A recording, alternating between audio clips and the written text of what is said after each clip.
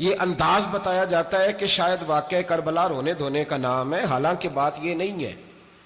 یزید کی لشکر جو امام حسین کے مقابلے میں آیا، امام حسین کے لشکر کی تعداد 72 تھی، تو یزید نے 22,000 آدمی، مجھے بتائیے 72 کا 22,000 سے کوئی مقابلہ ہوتا ہے؟ بولیے۔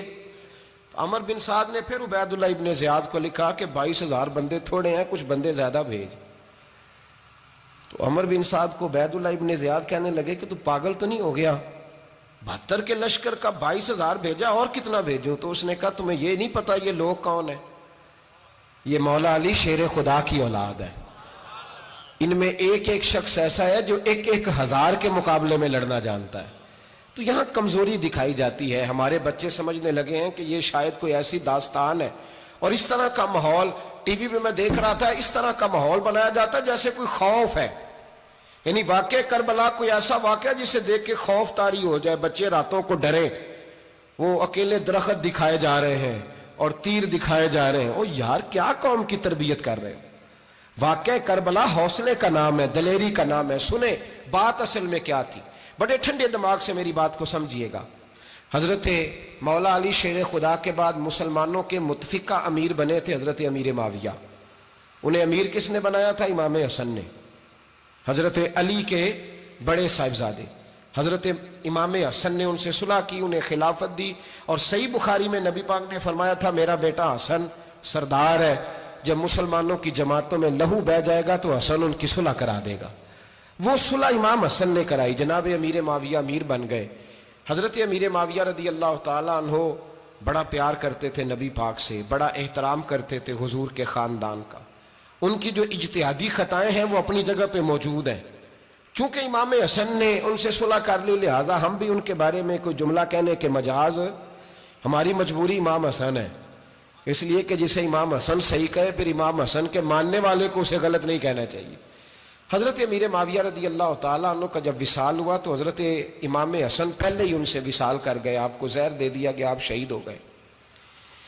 امام حسین موجود تھے، تو یزید کے بارے میں لوگوں نے کہا جناب امیر معاویہ سے کہ یہ ٹھیک ہے، مناسب ہے، اور بہادر ہے، دلیر ہے۔ وہ جو ہوتے ہیں نا خوش آمدی ٹولہ، ہمارے ملک میں جو اچھی خوشامد کرے اسے اچھی وزارت ملتی ہے، اچھی وزارت اسے دیتے ہیں، جو ذرا صحیح بدتمیز بھی ہو اور صحیح وکالت کرنے والا اسے وزارت صحیح دیتے ہیں۔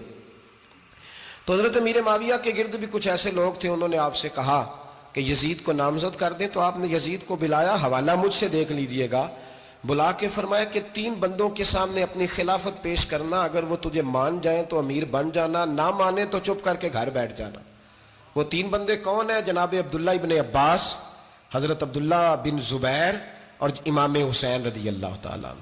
یہ وصیت فرمائی جناب امیر معاویہ۔ ہوا یہ کہ یزید جب امیر بنا نا، 2-3 چیزیں ہوتی ہیں جب کسی بندے کو قابو کرنا ہوتا ہے، 2-3 4-5 چیزیں ایسی ہوتی ہیں جس سے بندہ قابو آتا ہے۔ تو اس نے بھی فوری طور پہ، یزید نے دیکھا میرے لیے مسئلہ کیا بن سکتا ہے۔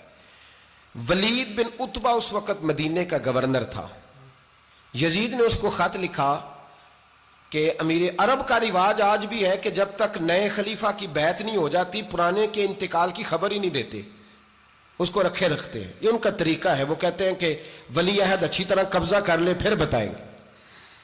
حضرت امیر معاویہ کا وصال ہو گیا، بتایا نہیں۔ یزید نے اب کیا کیا، کیونکہ بڑا چلاک آدمی تھا، بڑا شاطر تھا، بڑا تیز تھا، بڑا عجیب اس کا مزاج تھا۔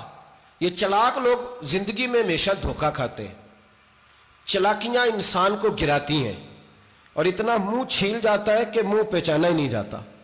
بندہ اپنے آپ کو رب رسول کے حوالے کر دے تو اللہ بڑی بہترین جزائیں عطا کرتا ہے۔ یہ لوگ تیزی دکھاتے ہیں بعض، تو یزید بھی تیزی دکھانے والا تھا۔ اس نے ولید کو خط لکھا، کہنے لگا کہ فوری طور پہ عبداللہ ابن عباس کو بلاؤ اور اسے کہو میری بیعت کریں۔ یہ جو بیعت ہوتی تھی نا، یہ بھی سن لے کیا ہوتی تھی۔ یہ بیعت حلف ہوتا تھا، حلف کہ میں اللہ رسول کے نام پہ حلف دیتا ہوں کہ میں یزید کی اطاعت کروں گا، میں اس کے خلاف کوئی بغاوت نہیں کروں گا۔ یہ بیعت لوگ سمجھتے ہیں کہ بس ہاتھ پکڑنے کا نام بیعت تھا۔ اس بیعت کا متبادل جمہوری ملکوں کے اندر ووٹ آیا ہے، اس کا متبادل لفظ۔ تو کہا بیعت کریں، حضرت عبداللہ ابن عباس کو بھی بلاؤ، عبداللہ بن زبیر کو بھی بلاؤ، امام حسین کو بھی بلاؤ۔ امام حسین